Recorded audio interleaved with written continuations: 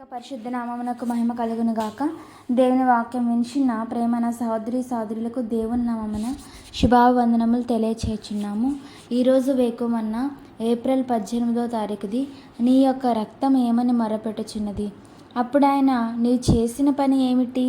నీ తమ్ముని రక్తం యొక్క స్వరం నేలలో నుండి నాకు మొరపెట్టుచున్నది. రక్తమునకు ఒక శక్తివంతమైన స్వరము కలదు. ఇచ్చట హేబెలు రక్తము పగ తీర్చుకొనుటకు బతిమాలుకొనుచున్నది. ఓ దేవా, నా సహోదరుడు నాకు చేసిన దానిని చూడుము. అతనికి విరోధముగా నేనే కార్యం చేయకపోయినను అతను నన్ను చంపెను. ప్రభువా, అతను విడిచిపెట్టక ఏదో ఒకటి అతనికి చేయుము.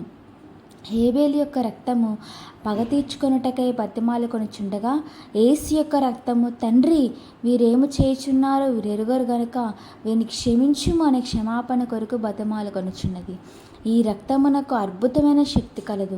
హేబేలు యొక్క రక్తము నేలలో నుండి మొరపెట్టుచుండగా యేసు యొక్క రక్తము పరలోకము నుండి మొరపెట్టుచున్నది.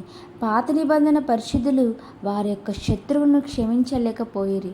పాత నిబంధనలో సత్యము నిమిత్తము హతసాక్షులుగా మరణించిన వారు, నాదా సత్య స్వరూపి పరిశుద్ధుడా, ఎందాక తీర్పు తీర్చకయు మా రక్తం నిమిత్తం భూనివాసులకు ప్రతిదండన చేయకి ఉందని బిగ్గరగా కేకలు వేసిరి అని దేవుని మొరపెట్టినట్లుగా చదువుచున్నాము.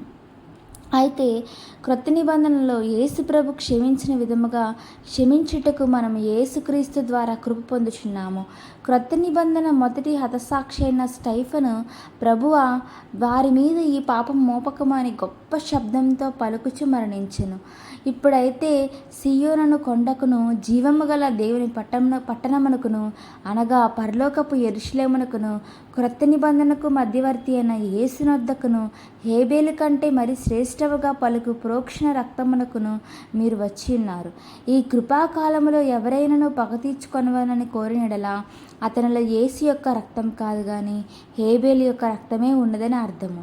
దేవుని బిడ్డ, నీ యొక్క రక్తం ఏమని మొరపెట్టుచున్నదో పరీక్షించుకొని చూడుము. పాత నిబంధన పరిశుద్ధుల వల్లే నీకు కీడు చేసిన వారిపై ప్రభువే పగ తీర్చునని నిరీక్షించుచున్నావా?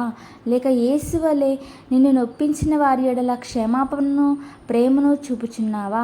ఒకరి ఎడల ఒకడు దయ కలిగి కరుణ హృదయులై క్రీస్తునందు దేవుడు మిమ్మల్ని క్షమించిన ప్రకారమును మీరును ఒకరినొకరు క్షమించుడి. ఎవడైనాను తనకు హాని చేసినని ఒకరినొకరు అనుకుని ఎడల ఒకరినొకడు సహించుచు ఒకరినొకడు క్షమించుడి. ప్రభువు మిమ్మల్ని క్షమించినలాగన మీరును క్షమించుడి.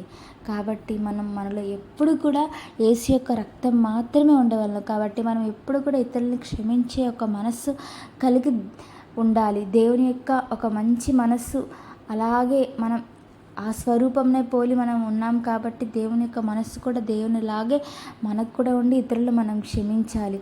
అప్పుడే మన యొక్క దేవుని యొక్క రాజ్యంలో మనం చేరగలుగుతాం. దేవుని యొక్క పరిశుద్ధ నామముకు స్తోత్రం. క్రీస్తులో